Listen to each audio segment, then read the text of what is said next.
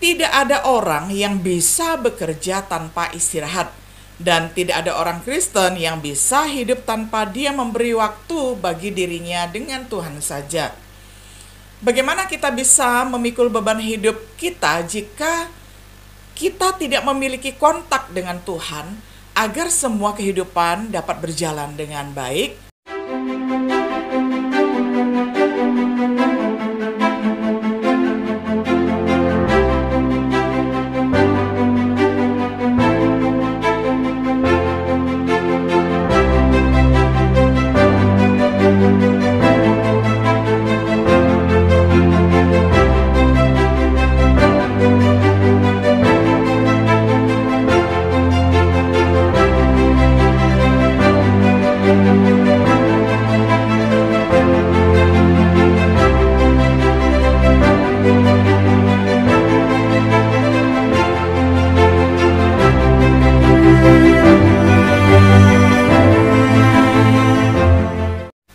Shalom sahabat Biblika yang dikasihi oleh Tuhan.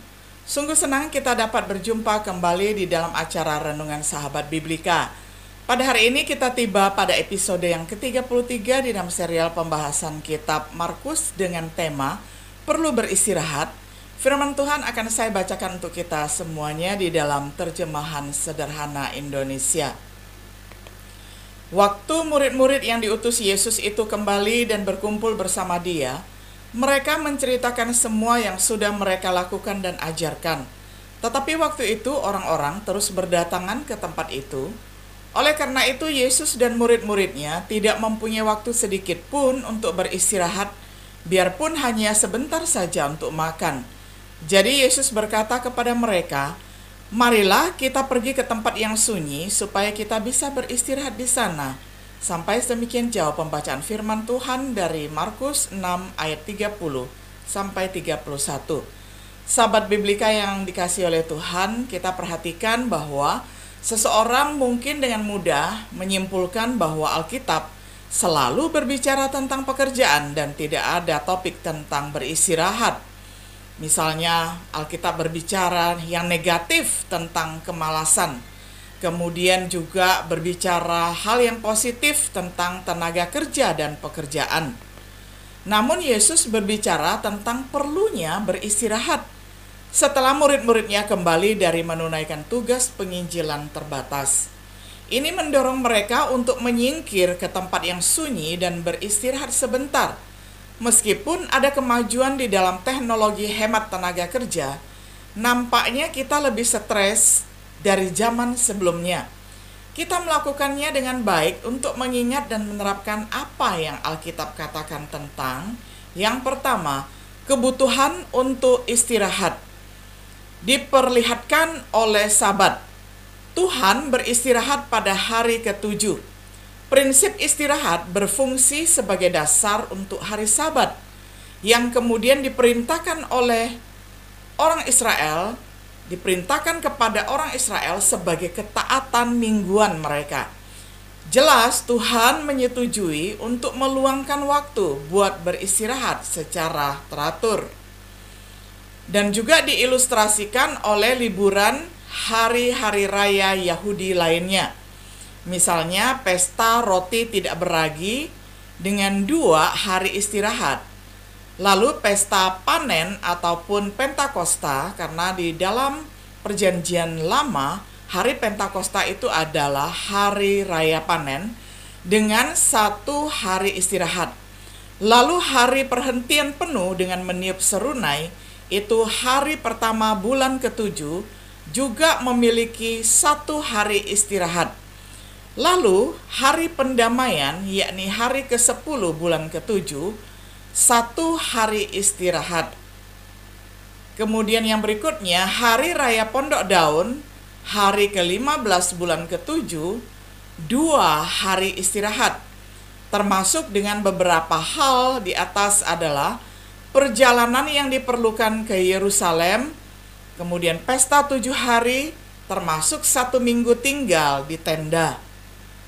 Ini merupakan tambahan pada Sabat mingguan.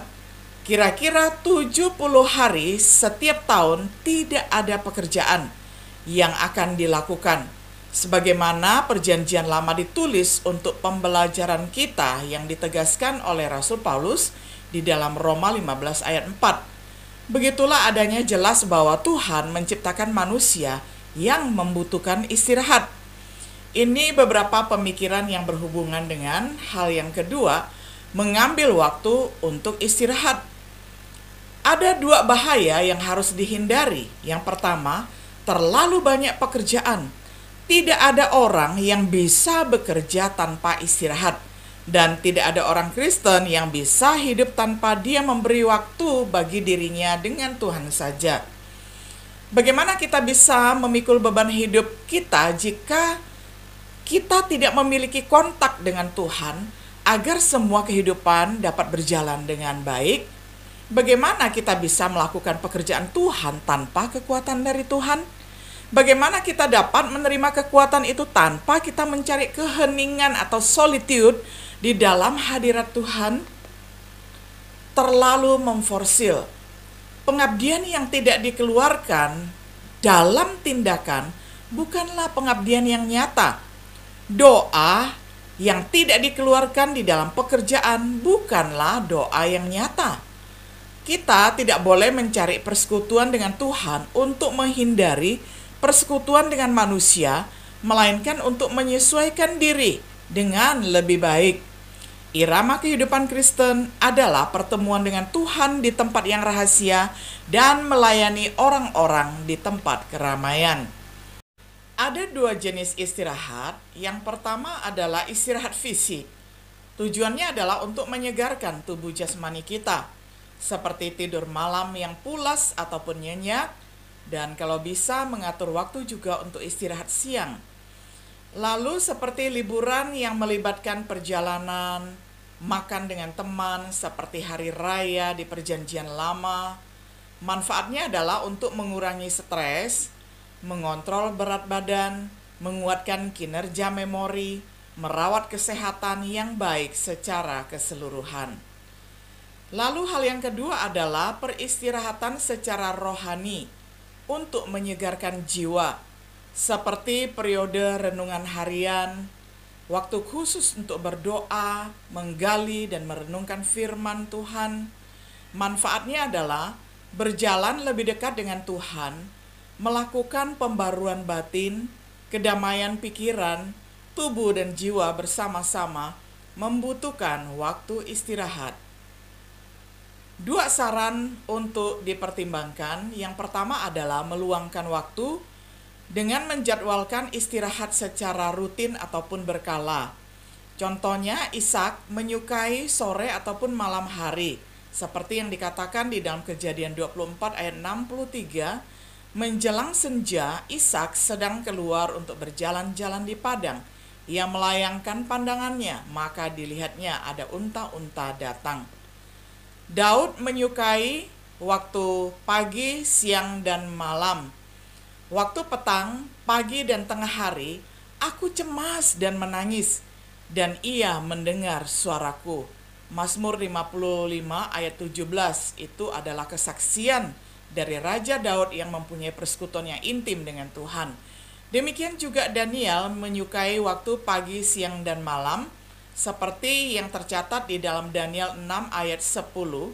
Demi didengar Daniel bahwa surat perintah itu telah dibuat, pergilah ia ke rumahnya. Dalam kamar atasnya ada tingkap-tingkap yang terbuka ke arah Yerusalem.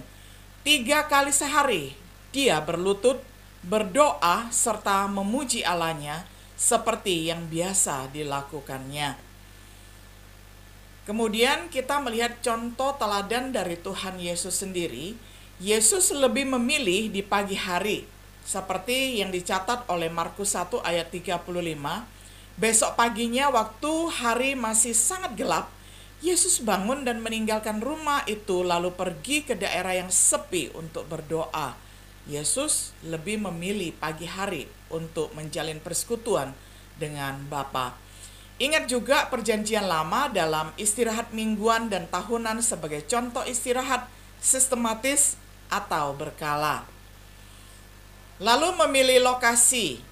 Temukan tempat yang memungkinkan untuk memiliki privasi di dalam persekutuan secara pribadi dengan Allah.